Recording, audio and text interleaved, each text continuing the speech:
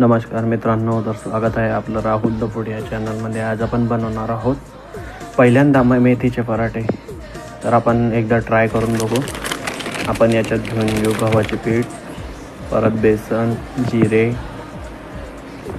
थोडं मिरची पावडर, धना पावडर, परत मीठ आणि थोडं हळदी पावडर, आणि त्याच्यात चॉप केलेली मेथी ॲड करू आणि त्याला मिक्स करून त्याच्यात तेल ॲड करू थोडं, आणि थोडं पाणी ॲड करून पिठाला मस्त मळून घेऊ.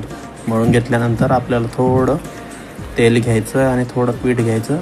त्याच्यात आपण पिठाचे गोळे करू आणि त्याला एका पाटल्यावर घेऊन मस्त लाटून घेऊ.